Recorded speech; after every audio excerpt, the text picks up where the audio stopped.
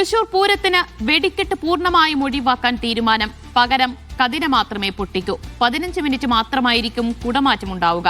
കുടകളുടെ സെറ്റിന്റെ എണ്ണവും കുറയ്ക്കും. തൃശൂരിൽ ചേർന്ന മന്ത്രിമാരുടെയും ദേവസ്വങ്ങളുടെയും യോഗത്തിലാണ് തീരുമാനമായത്. തൃശൂർ പൂരത്തിന്റെ ആർമേക്കാവ് വിഭാഗത്തിന്റെ ചടങ്ങുകൾ എല്ലാം പതിവ് പോലെ നടക്കും. വെടിക്കെട്ട് പൂർണ്ണമായിട്ടും ഒഴിവാക്കും. പ്രതീകാത്മകമായിട്ട് നടക്കുന്ന സമയത്ത് ഓരോ കതിനയോ ഓരോ കുഴിമിന്നലോ മാത്രം പൊട്ടിക്കും. കുടമാറ്റത്തിൽ കുടകളുടെ എണ്ണം കുറയ്ക്കും. എന്നിട്ടത് കൺട്രോൾ ചെയ്ത് കുടമാറ്റം വേഗം അവസാനിപ്പിക്കും. അതാണ് നമ്മുടെ ഇന്നത്തെ തീരുമാനം.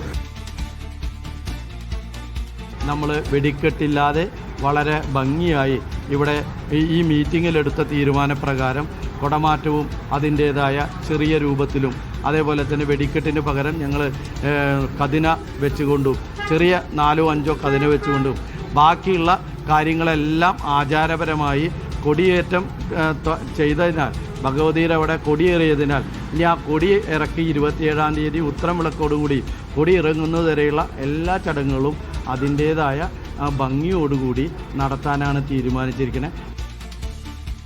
തൃശൂരിൽ നിന്ന് നടരാജ് പരശുറാമുണ്ട് വിവരങ്ങൾ നൽകാൻ. നടരാജ, മുണ്ടത്തിക്കോട് വെടിക്കെട്ട് അപകടത്തെ തുടർന്ന് ഇത്തവണ പൂരം എങ്ങനെ നടത്താനാണ് തീരുമാനമായിരിക്കുന്നത്? ഇത്തവണ പൊലിമ കുറച്ചുകൊണ്ടായിരിക്കും പൂരം നടത്തുക. അതായത് കുടമാറ്റം 15 മിനിറ്റ് മാത്രമായിരിക്കും ഉണ്ടാവുക. സാധാരണ 1 മണിക്കൂറോളം നീളുന്നൊരു ആഘോഷ പരിപാടിയാണ് കുടമാറ്റം. അത് ഇത്തവണ 15 മിനിറ്റ് മാത്രമാണ് ഉണ്ടാവുക.